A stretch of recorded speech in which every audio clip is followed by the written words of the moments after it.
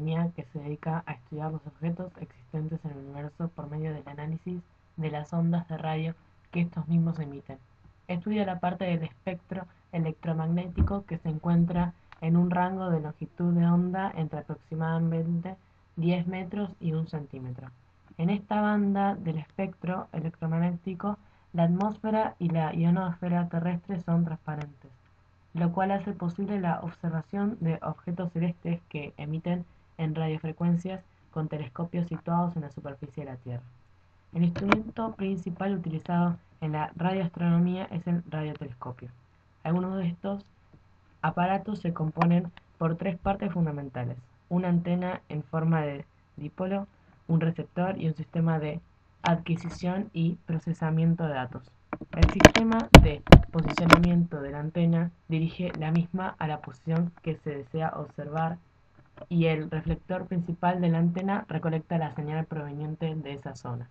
El receptor radioastronómico es el encargado de tomar la energía suministrada por la antena y de acondicionar la misma a niveles y frecuencias adecuadas para su registro.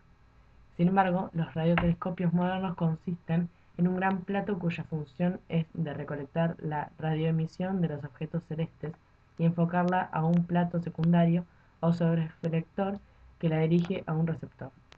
En el receptor, la señal se filtra y se amplifica para su posterior detección y análisis. La habilidad de un radiotelescopio para medir fuentes débiles depende de las características de la superficie de la antena, de su tamaño y de la sensibilidad del receptor. Además, cuanto más grande sea un radiotelescopio, mayor poder de resolución espacial tendrá, es decir, podrá distinguir más detalles en las fuentes celestes.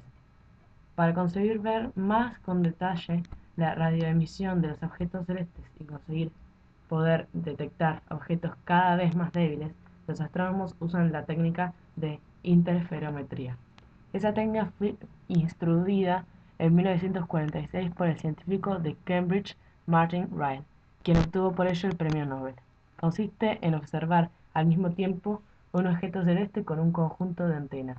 Posteriormente se combina la radiación que llega a cada par de antenas y como resultado sintetiza un telescopio de diámetro igual a la separación máxima entre antenas y cuya área colectora de radiación es igual a la suma de las áreas colectoras de cada antena.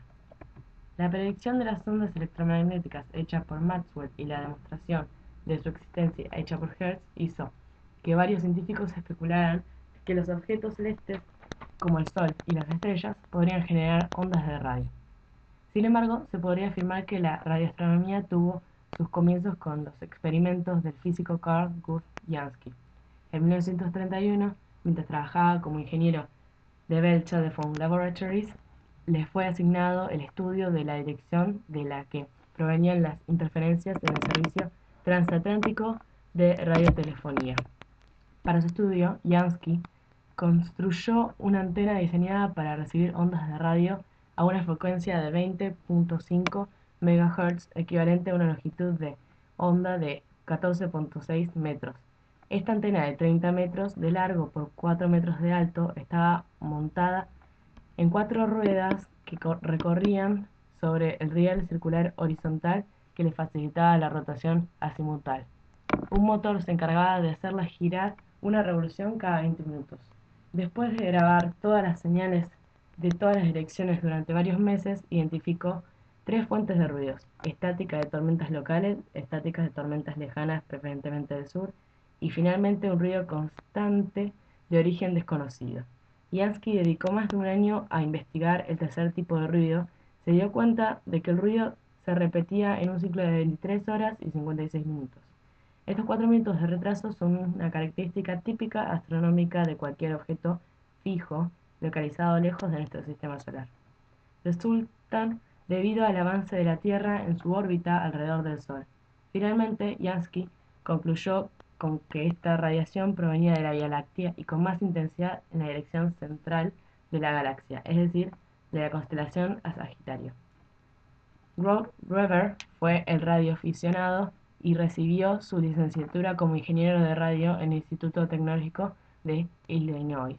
detectó las radioondas solares e hizo los primeros mapas en el cielo de radio. Estaba convencido de que la radiación era de origen no térmico. Las ampliaciones de esta teoría de la radiación no térmica fueron de largo alcance en la ciencia de la radioastronomía. Weber observó la radiación de radio del cielo y presentó los datos como mapas de contorno mostrando que las zonas brillantes corresponden a la Vía Láctea. La parte más luminosa está haciendo el centro de la Vía Láctea en el sur. Otras fuentes luminosas de radio, como los Cygnus y Cassiopeia, fueron reconocidos por primera vez. En los años 1938 a 1943, Weber realizó los primeros sondeos de las ondas de radio desde el cielo. Durante la Segunda Guerra Mundial, los descubrimientos de Jansky y Weber quedaron estancados. Sin embargo, los descubrimientos de radio permitieron el desarrollo de nuevas tecnologías y, consecuentemente, el desarrollo de la radioastronomía. Después de muchos problemas técnicos y científicos, en junio de 1935, el ingeniero británico Robert Watson Watt logró la primera detección de un avión a través de las ondas de radio a una distancia de 15 millas. El 1 de septiembre del mismo año, a través de ondas de 12 MHz, logró detectar a un bombardeo a una distancia de 40 millas. Este nuevo dispositivo recibió el nombre de Radio Detection Finding, RRDIF. Más tarde se le reconocería con su actual nombre de radar, Radio Detection and Ranging. Los primeros radares eran enormes y con base en tierra hasta que en 1942 aparecieron los pequeños radares sin microondas a frecuencia de unos pocos megahertz, o sea, longitudes de onda de varios centímetros, que podían colocarse en los aviones con el objeto de marcar objetivos con mayor precisión. El radar fue un avance tecnológico muy importante para la radioastronomía, ya que la tecnología involucrada es esencial muy similar a la instrumentación usada en la radioastronomía. Los tres descubrimientos importantes de la AORG fueron detección del Sol en radiofrecuencia, detección de rastros de meteoros por ecos del radar y la detección de las primeras emisiones de radio de una fuente discreta en la constelación de Cygnus. Todos estos descubrimientos se mantuvieron en secreto de guerra, por lo que no hubo intercambio de información entre la comunidad científica.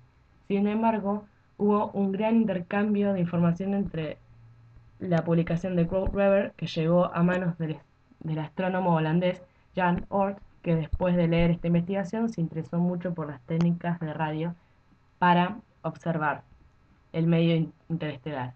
Él sugirió la idea de su estudiante Hendrix van der Hulst, el cual sugirió tres posibilidades: observar emisión térmica, líneas de recombinación y la línea espectral de 21 centímetros. Una de las aportaciones más importantes de Van Hulst es la predicción de la existencia de radiación para la línea de 21 centímetros de hidrógeno neutro interestelar. Después de la guerra, los científicos se dedicaron a la investigación científica usando la tecnología desarrollada en radio. Los científicos adaptaron las técnicas de radar para construir diversos radiotelescopios. Varias antenas de radar militares fueron adaptadas para el uso de radioastronomía por centros de investigación. La radioastronomía en Argentina se inicia en 1958, cuando se instaló en la Facultad de Agronomía en la Universidad Nacional de Buenos Aires, UBA, un interferómetro solar de 86 MHz, y a su vez se creó la Comisión de Astrofísica y Radioastronomía, CAR. Al creer el interés y debido a la posición privilegiada del país, el Consejo Nacional de Investigaciones Científicas y Técnicas, CONICET, la Comisión de Investigaciones Científicas de la Provincia de Buenos Aires, CIS, la Universidad Nacional de La Plata, UNLP, y la UBA deciden en 1962 crear la Institución Argentina de Radioastronomía, IAR, cuyas funciones serían promover y coordinar la investigación y el desarrollo técnico de la radioastronomía, y colocar en la enseñanza. La Carnegie Institution of Washington, CYW, colaboró invitando las partes de la primera antena con su receptor de 1420 MHz. En noviembre de 1963 se iniciaron los trabajos de construcción de la antena parabólica de 30 metros de diámetro, tarea que lleva 3 años, en el Parque Pereira Iraola, a 20 kilómetros de la ciudad de La Plata, Buenos Aires. Simultáneamente con las obras civiles necesarias para alojar los laboratorios, talleres, salas de control y oficinas. El 11 de abril de 1965 se detecta en forma experimental por primera vez la línea en emisión del hidrógeno neutro de la frecuencia de 1420 MHz. Unos años después comienza la construcción de la segunda antena. El equipo receptor original, utilizado con la antena 1, fue reemplazado por uno más moderno utilizado amplificador paramétrico provisto también con la CYW. Para la antena 2 se construyó en el IR poco después un receptor para el continuo en 21 centímetros con la colaboración de Max Planck Institute for Diagnostic of Bonn. Finalmente, en 1992, se instaló un nuevo receptor para usar con la antena 1, el cual fue construido en el mismo lugar por ingenieros de la IA. Este receptor, que puede sintonizarse en 1420 MHz y en 1670 MHz, incorporaron técnicas criogénicas enfriando al mismo tiempo con un líquido para disminuir el ruido interno. La radioastronomía ha incrementado notablemente los conocimientos del universo a todos los niveles. El gran telescopio conocido como Large Military Telescope o LMT es el radiotelescopio más grande del mundo en su rango de frecuencia y fue construido para observar ondas de radio en la longitud de onda de 1 a 4 milímetros. El diseño contempla una antena de 50 metros de diámetro y un área de recolección de 2000 metros cuadrados. Está localizado en lo alto del volcán Sierra Negra, aproximadamente a 4600 metros, que se encuentra junto al pico de Orizaba, el pico más alto de México, ubicado entre los estados del Pueblo y Veracruz. El GTM es un proyecto binacional mexicano, un 80%, y estadounidense, un 20%, del Instituto Nacional de Astrofísica Óptica y Electrónica y la Universidad de Massachusetts en Ámsterdam. El radiotelescopio individual más grande del mundo es Ratan 600 en Rusia. Consiste en 895 reflectores rectangulares dispuestos en un círculo de 576 metros de diámetro. Descripción de Ratan 600. El radiotelescopio más grande de Europa es la antena de 100 metros de diámetro situada en Effensberg, Alemania, que además fue el telescopio totalmente móvil más grande durante 30 años hasta que se inauguró el Green Bank Telescope en el 2000. El radiotelescopio más grande en los Estados Unidos hasta 1998 era el Big Earth de la Universidad Estatal de Ohio. El tamaño típico de una antena radiotelescopio es de 25 metros. Hay docenas de radiotelescopios de dimensiones similares, funcionando a radioobservatorios de todo el mundo. El radiotelescopio más conocido, a pesar de que no es móvil, probablemente sea el radiotelescopio Arecibo, situado en Puerto Rico. Otro radiotelescopio muy conocido es Very Large Array, en Socorro, Nuevo México. Este telescopio es muy importante allí. El mayor conjunto de radiotelescopios existe en el GMRT. Otro conjunto aún más grande es Low Frequency Array. Está en construcción en Europa Occidental, Holanda y Alemania, formado por 25.000 pequeñas antenas distribuidas en un área de varios cientos de kilómetros de diámetro. Desde sus comienzos, la radioastronomía ha aportado numerosos descubrimientos que han construido de forma muy notable la comprensión de nuestro universo. Sin embargo, todavía quedan por estudiar muchos fenómenos, como el origen de las galaxias más lejanas, la formación de sistemas planetarios y la presencia de moléculas prebióticas similares a las que dieron vida en la Tierra. Para poder estudiar estos fenómenos en detalle, se necesitan telescopios muy sensibles y que permitan distinguir estructuras muy pequeñas, además de algunos de estos fenómenos físicos que emiten a longitudes de ondas milimétricas y sublimétricas y necesitan de radiotelescopios construidos en lugares de la Tierra muy especiales, muy secos, a una altura muy elevada sobre el nivel del mar, donde la atmósfera es más transparente a esas longitudes de onda. Como futuras antenas se destacan el recién construido LMT, Large Millimeter Telescope, que es una antena de 50 metros localizada en México, que operará a milimétricas, y el CCAT Cornell Caltech Atacama Telescope, antena de 25 metros, que trabajará en sublimétricas de altura. Este proyecto se esperará que esté listo para el 2015. En cuanto a interferómetros futuros, cabe destacar los FAR, SKA y ALMA. LaFar Low Frequency Array.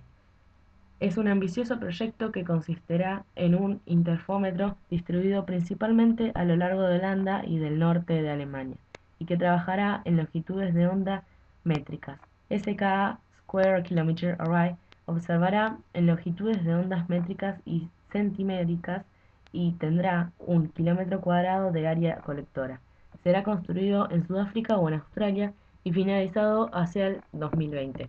ALMA, Atacama Large Millimeter Sublimeter Array, consistirá en 66 antenas que operarán en milimétricas y sublimétricas y estará situado en el altiplano andino a más de 5.000 metros de altura en pleno desierto de Atacama, en Chile. Comenzará sus operaciones hacia el 2012.